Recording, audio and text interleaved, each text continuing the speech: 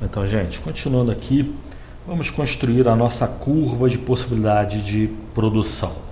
Para construir a nossa curva de possibilidade de produção, a gente vai ter que considerar os três gráficos que a gente viu nos últimos dois slides e vamos alterá-los apropriadamente. E qual seria a alteração? A gente vai ter aqui a nossa reta de restrição de alocação de recursos no eixo horizontal LX, no eixo vertical LY e a reta ligando, representando o total de horas de trabalho disponível para a firma que ela pode alocar entre as suas diferentes atividades, supondo duas atividades para simplificar. Mas esse gráfico aqui a gente vai ter que alterar um pouquinho, né? Só para construir a CPP. Que alteração que a gente vai fazer? Em vez de considerar o LI, a gente vai inverter esse gráfico por completo para encaixar ele no gráfico da curva de possibilidade de produção e nos basearmos nele para construir a curva de possibilidade de produção. Então a gente vai fazer o que? A gente vai inverter o gráfico, a reta vertical, tornando ela horizontal, a reta vertical representando LY. A gente vai trazer ela para o eixo horizontal. E o eixo horizontal do LX a gente vai trazer, vai tornar ele um eixo vertical. E assim a gente vai inverter por completo o gráfico da restrição de alocação de horas de trabalho da firma. A reta ali que representa a restrição, a gente vai inverter ela também para o lado de baixo, né? Seria o terceiro quadrante desse gráfico aí com 4 quadrantes, né? A reta originalmente está no primeiro quadrante, a gente vai levar ela para o terceiro quadrante.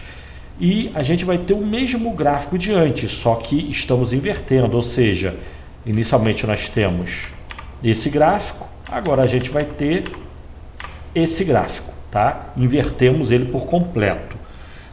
E a gente vai usar esse gráfico para construir nossa CPP.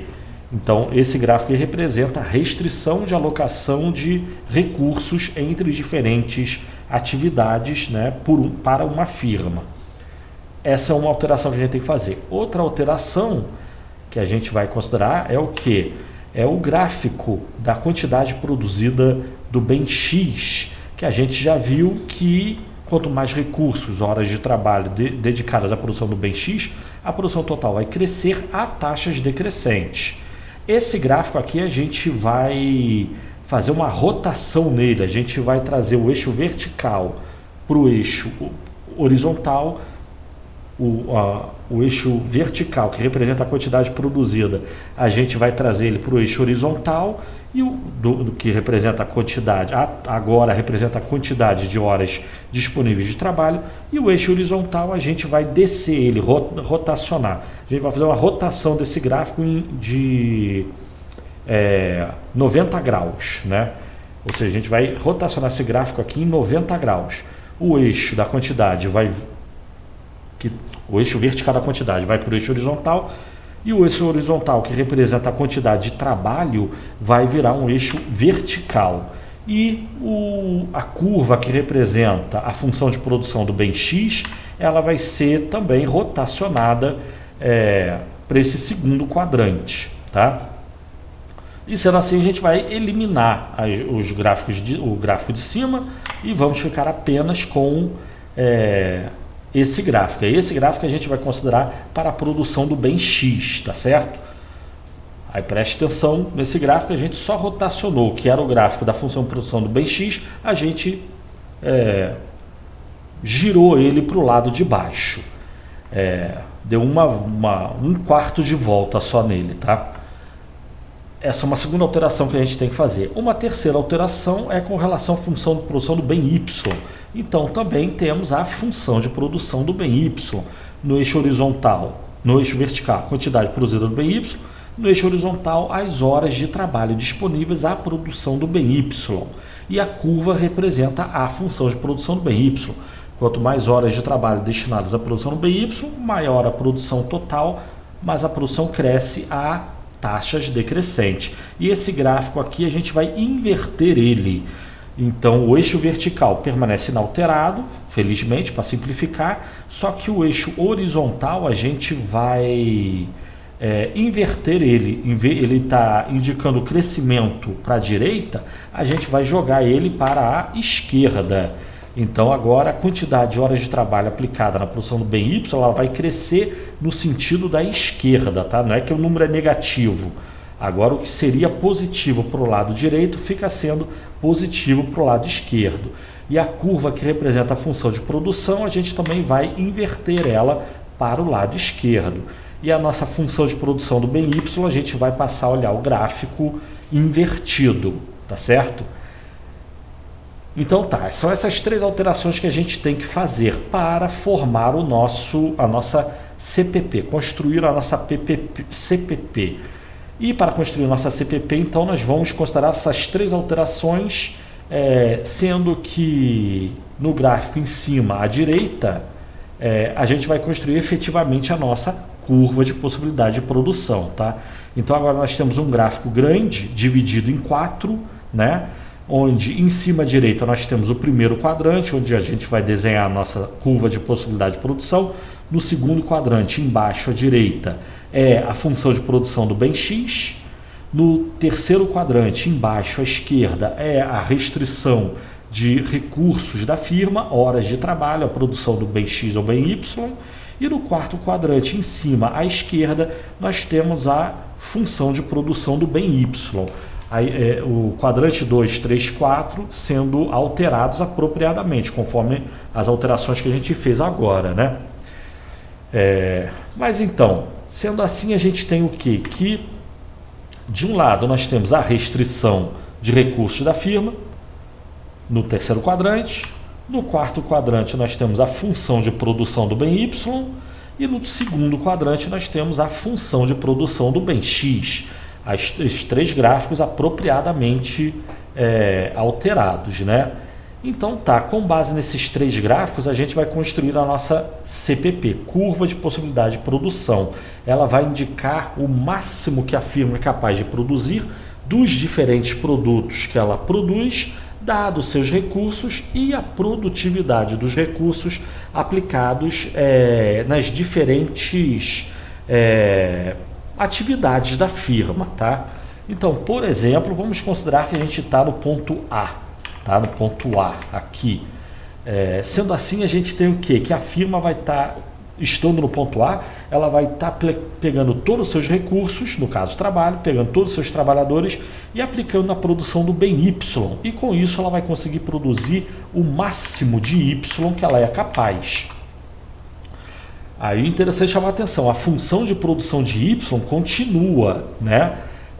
Se ela tivesse mais trabalhadores para produzir Y, a quantidade total de Y continuaria a aumentar, só que aumentaria taxas decrescentes. O ponto A representa apenas o máximo de Y que a firma é capaz de produzir, dados seus recursos, tá?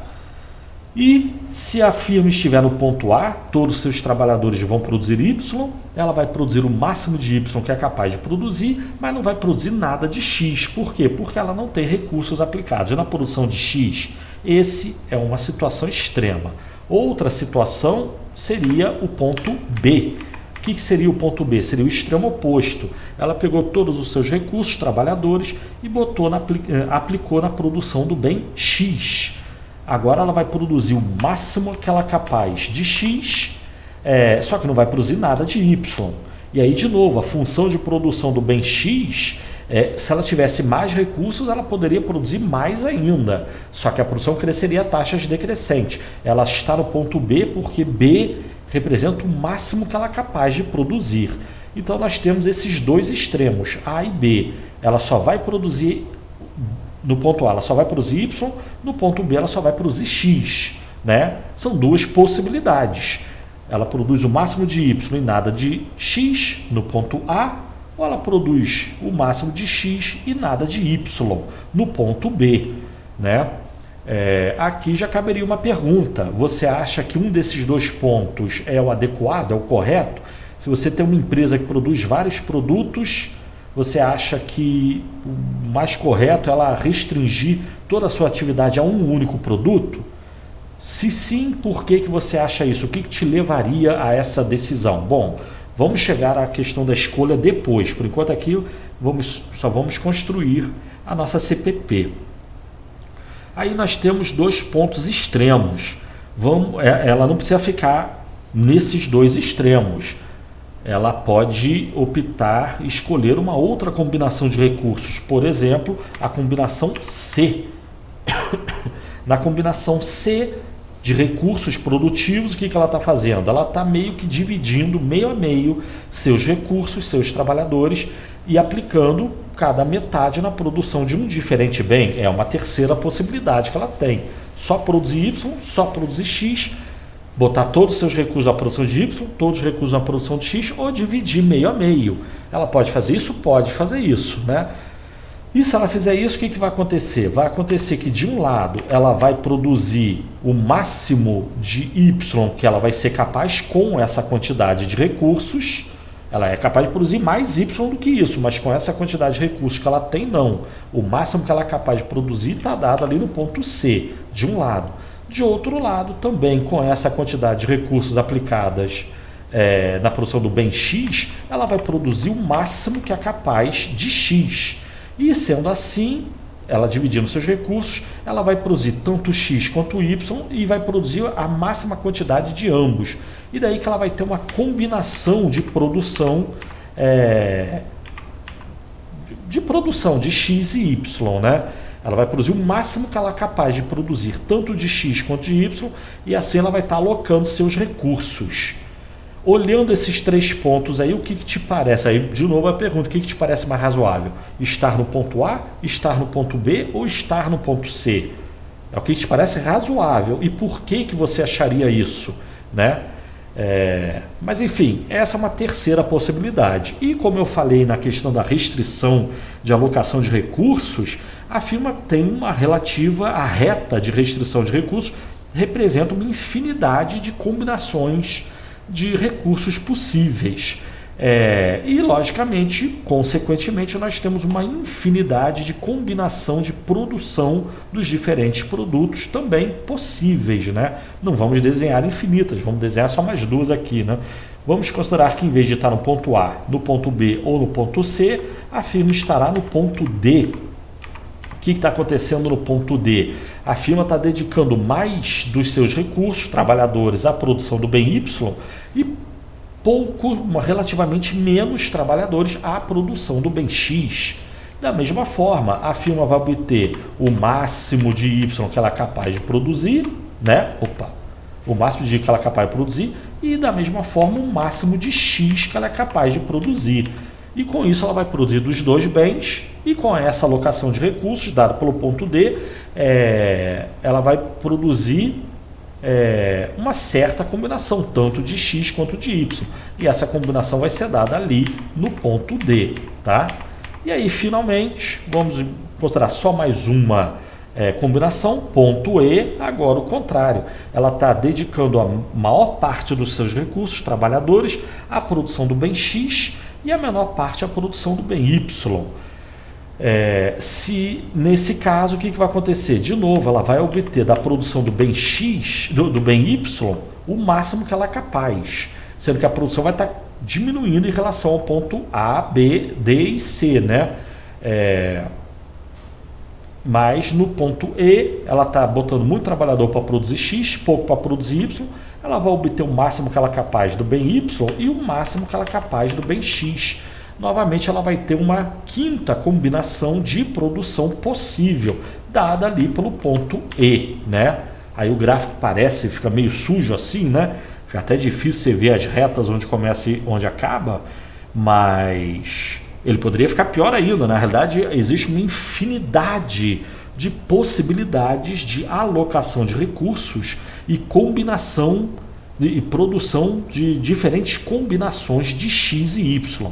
Traçando uma linha por todas as hipotéticas infinitas possibilidades de alocação de recursos e combinação de produção da firma, a gente tem o quê? Que primeiro a nossa CPP vai ter que passar por esses 5 pontos aí, né? Entre outros que estariam entre eles. Mas ao traçar uma linha ligando todos esses 5 pontos e todos os outros infinitos pontos, a gente teria uma curva como essa. E aí por isso mesmo que se fala que curva de possibilidade de produção é uma curva de possibilidade de produção, né? Essa curvinha aí, essa linha reta aqui é a nossa CPP, curva de possibilidade de produção. E aí, por que que é uma curva? Porque ela vem do fato de... é o que eu já falei no vídeo anterior, né? Vem do fato da firma ter restrição de recursos, de um lado.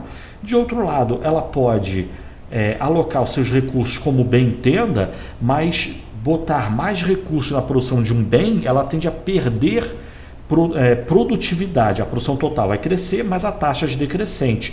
E na medida que o recurso está perdendo produtividade na produção do bem X, por exemplo, a gente está indo do ponto A para o D, para o C, para o E, chegando ao B, no extremo do ponto B, os recursos serão muito pouco produtivos na produção do bem X, mas serão altamente produtivos na produção do bem Y, tá certo? Mas enfim, ficou longo o vídeo aqui, vamos deixar o próximo vídeo então. Valeu, tchau!